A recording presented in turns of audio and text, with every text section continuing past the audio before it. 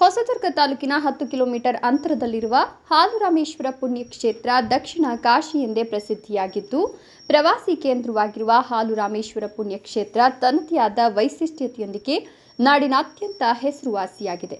ದಿನನಿತ್ಯ ನೂರಾರು ಜನ ಓಡಾಡುವ ಈ ಕ್ಷೇತ್ರದಲ್ಲಿ ಮೂಲ ಸೌಕರ್ಯಗಳ ಕೊರತೆ ಎದ್ದು ಕಾಣುತ್ತಿದೆ. 2011ರಲ್ಲಿ ನೂತನ ದೇವಾಲಯ ನಿರ್ಮಿಸಿ ಭಕ್ತರು ಹಾಗೂ ಪ್ರವಾಸಿಗರನ್ನ ಸೆಳೆಯುವ ಉದ್ದೇಶದಿಂದ ಅಂದಿನ ಶಾಸಕ ಗೂಳಿಹಟ್ಟಿ ಡಿ ಶೇಖರ್ ದೇವಾಲಯ ನಿರ್ಮಾಣಕ್ಕೆ ಅಣಿಯಾದರು. ಅಂದಿನಿಂದ ಇಂದಿನವರೆಗೂ ಕಾಮಗಾರಿ ಮಂದಗತಿಯಲ್ಲಿ ಸಾಗ್ತಾ ಇದೆ. ಕಳೆದ 1.5 ವರ್ಷದಿಂದ ಯಾವುದೇ ಕಾಮಗಾರಿ ಆರಂಭವಾಗಿಲ್ಲ. ಅಲ್ಲಲ್ಲಿ ಬಿದ್ದಿರುವ ದೇವಾಲಯದ ನಿರ್ಮಾಣದ ವಸ್ತುಗಳು, ಚಾವಣಿ ಇಲ್ಲದ ದೇವಾಲಯ, ಗೋಪುರದ ನಿರ್ಮಾಣ, ಸಣ್ಣ ದೇವಾಲಯದ ನಿರ್ಮಾಣ, ಕಾಂಪೌಂಡ್ ನಿರ್ಮಾಣ ಸೇರಿದಂತೆ ಹಲವು ಕಾರ್ಯಗಳು ನೆನೆಗುದಿಗೆ ಬಿದ್ದಿದೆ. ಇನ್ನು ದೇವಾಲಯದ ಆವರಣದ ಸುತ್ತಲೂ ಕಸದ ರಾಶಿ ಇದೆ. ಪಾರ್ಥೇನಿಯಂ ಗಿಡಗಳು ಒತ್ತೊತ್ತಾಗಿ ಬೆಳೆದು ನಿಂತಿವೆ. 2 ಶೌಚಾಲಯಗಳಿದ್ದು, ಒಂದು ಶೌಚಾಲಯ ಮಾತ್ರ ಬಳಕೆಯಲ್ಲಿದ್ದು, ಕುಳಿತುಕೊಳ್ಳಲು ಸ್ಥಳಾವಕಾಶ ಇಲ್ಲ. ಮಳೆ ಹಾಗೂ ಬಿಸಿಲಿನಿಂದ ರಕ್ಷಣೆಗೆ ಸುವ್ಯವಸ್ಥಿತ ಸ್ಥಳ ಇಲ್ಲ. ಒಂದು ಸಮುದಾಯ ಭವನ, 2 ಕುಟೀರಗಳಿದ್ದು, ಅವು ಇನ್ನೇನು ನೆಲಕ್ಕುರುಳುವ ಹಂತದಲ್ಲಿವೆ. ನಿತ್ಯ ನೂರಾರು ಜನರು, ರಜಾ ದಿನಗಳಲ್ಲಿ ಸಾವಿರಾರು ಭಕ್ತರು ಹಾಗೂ ದಸರಾ ಸಮಯದಲ್ಲಿ 200ರಿಂದ 250 ಗ್ರಾಮಗಳಿಂದ ದೇವರುಗಳು ಗಂಗಾ ಪೂಜೆಗೆ ಈ ಕ್ಷೇತ್ರಕ್ಕೆ ಕರೆತರಲಾಗುತ್ತದೆ. ಬರುವ ಭಕ್ತರಿಗೆ, ಮಹಿಳೆಯರಿಗೆ ಮತ್ತು ಮಕ್ಕಳಿಗೆ ಉಳಿದುಕೊಳ್ಳಲು ವ್ಯವಸ್ಥೆ ಇಲ್ಲ. ನಿತ್ಯ ಮದುವೆಗಳು ಸಹ ಇಲ್ಲಿ ನಡೀತವೆ. ದೇವಾಲಯದ ಆವರಣದಲ್ಲಿ ಎಲ್ಲಿಯೂ ಒಂದು ಕಸದ ಬುಟ್ಟಿ ಇಲ್ಲ. ಆಡಳಿತ ಮಂಡಳಿಯವರು ಸ್ವಚ್ಛತೆ ಕಾಪಾಡುವಲ್ಲಿ ಸಂಪೂರ್ಣ ವಿಫಲರಾಗಿದ್ದಾರೆ. ಇನ್ನು ಜನನಿಬಿಡ ಪ್ರದೇಶಗಳಲ್ಲಿ ಸ್ವಚ್ಛತೆಗೆ ಹೆಚ್ಚಿನ ಆದ್ಯತೆ ನೀಡಬೇಕು. ಅಧಿಕಾರಿಗಳು ಹಾಗೂ ಸಂಬಂಧಪಟ್ಟ ಇಲಾಖೆಯವರು ಈ ಬಗ್ಗೆ ಕಂಡು ಕಾಣದಂತೆ ವರ್ತಿಸುತ್ತಿದ್ದಾರೆ. ಭಕ್ತರ ಸಂಕಷ್ಟ ಅಂತೂ ಹೇಳತೀರದು. ಮಳೆಗಾಲದಲ್ಲಂತೂ ಬಹಳ ದೊಡ್ಡ ಸಮಸ್ಯೆಯಾಗಿಬಿಡುತ್ತೆ. ಇನ್ನು ಸರಿಯಾದ ಪಾರ್ಕಿಂಗ್ ವ್ಯವಸ್ಥೆ ಕೂಡ ಇಲ್ಲ. ಬರುವ ಭಕ್ತಾದಿಗಳು ವಾಹನಗಳಿಗೆ ಶುಲ್ಕ ವಿಧಿಸುತ್ತಿದ್ದರೂ ವಾಹನಗಳನ್ನು ನಿಲ್ಲಿಸಲು ಪಾರ್ಕಿಂಗ್ ವ್ಯವಸ್ಥೆಯೇ ಇಲ್ಲ.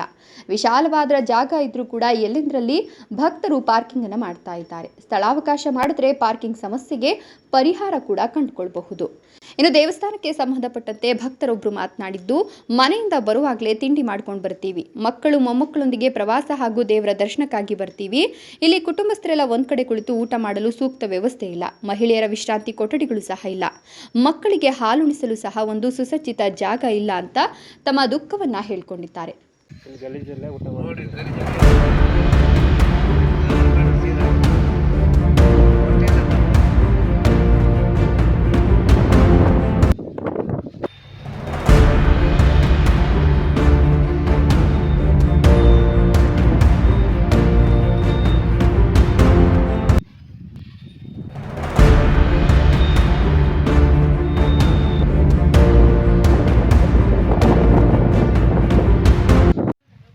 ನೀವು ಎಲ್ಲಿಂದ ಬರ್ತಿದ್ದೀರಾ? ನಾವು ಬರ್ತಿರೋದು ತುಮಕೂರು ಡಿಸ್ಟಿಕ್ ಚನ್ನಹಳ್ಳಿ ತಾಲೂಕು ಹುಳಿಯಾರಿಂದ. ಹೌದಾ? ಇಲ್ಲಿ ದೇವಸ್ಥಾನದ ಬಗ್ಗೆ ನಿಮ್ಗೆ ಏನು ಅನಿಸ್ತು? ಆಲ್ರಾಮೇಶ್ವರಕ್ಕೆ ಬಂದಿದ್ದೀರಲ್ಲ, ವಜ್ರದ ಬಗ್ಗೆ ಹೇಳಬೇಕು ಅಂದರೆ ತುಂಬ ಚೆನ್ನಾಗಿದೆ. ದೇವರು ಎಲ್ಲ ತುಂಬ ನಂಬಿದ್ದಾರೆ. ನಾವು ಭಾಳ ವರ್ಷದಿಂದ ಇಲ್ಲಿಗೆ ಬರ್ತಾ ಇದ್ದೀವಿ.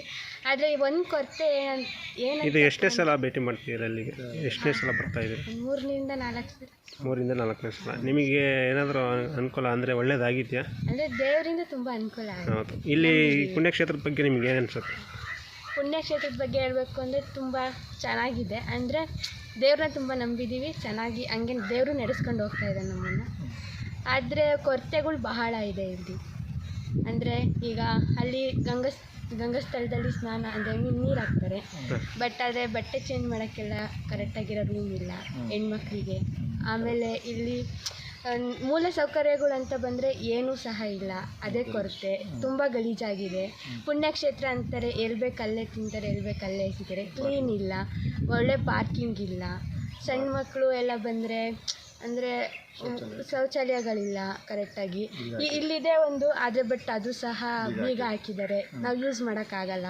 ಈಗ ಹೆಣ್ಮಕ್ಳು ಎಲ್ಲಂದು ಬೇಕಲ್ಲಿ ಇದು ಮಾಡೋಕ್ಕಾಗಲ್ಲ. ಸೊ ಮೂಲ ಸೌಕರ್ಯಗಳಿಲ್ಲ. ಬಟ್ ದೇವ್ರ ಬಗ್ಗೆ ಹೇಳಬೇಕು ಅಂದರೆ ಚೆನ್ನಾಗಿದೆ, ನಂಬಿದ್ದೀವಿ ಅಷ್ಟೇ. ತಮ್ಮ ಹೆಸರು ಮೇಡಮ್? ಯೋಗಿತಾ ಅಂತ ಮೇಡಮ್. ಯೋಗಿತಾ ಚಿಕ್ಕನಕ್ನಳ್ಳಿ ತಾಲೂಕು ಹುಳಿಯಾರು ಹೋಗಿ, ನಾವಿರೋದು ಹುಳಿಯಾರಲ್ಲಿ. ಮತ್ತೆ ಬೇರೆ ಏನಾದರೂ ಅದು ಬಿಟ್ಟು ನಿಮಗೆ ಏನು ಅನ್ಸುತ್ತೆ? ಸ್ವಲ್ಪ ಇದನ್ನು ಕ್ಲೀನಾಗಿ ವಾಶ್ರೂಮ್ ಎಲ್ಲ ನೀಟ್ನೆಸ್ ಆಗಿ, ಬೀಗನೇ ತೆಗ್ದಿಲ್ಲ. Washroom ಹೆಸರಿಗಿದೆ but ಬೀಗನೇ ತೆಗ್ದಿಲ್ಲ. ತುಂಬ ಗಲೀಜಾಗಿದೆ ಇಲ್ಲೆಲ್ಲ. ಅಂದರೆ ಮೂಲ ಸೌಕರ್ಯದ ತುಂಬ ಕೊರತೆ ಇದೆ. ಶೌಚಾಲಯ ಇಲ್ಲ. ಹೆಣ್ಮಕ್ಳು ಏನು ಪುಣ್ಯಕ್ಷೇತ್ರದಲ್ಲಿ ಸ್ನಾನ ಮಾಡಿದರೆ ಅವ್ರಿಗೆ ಬಟ್ಟೆ ಚೇಂಜ್ ಮಾಡಲಿಕ್ಕೂ ರೂಮ್ ಸಹ ವ್ಯವಸ್ಥೆ ಕೂಡ ಇಲ್ಲ ಇಲ್ಲಿ.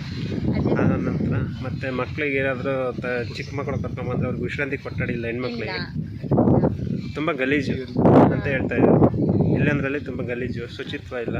ಸೊ ಆದಷ್ಟು ಬೇಗ ಅಧಿಕಾರಿಗಳು ಇಂಥ ಕಡೆ ಗಮನ ವಹಿಸ್ಬೇಕು ಅಂತ ಹೇಳಿ. ಹರಿಸ್ಬೇಕು ಅಂತ. Okay, thank you.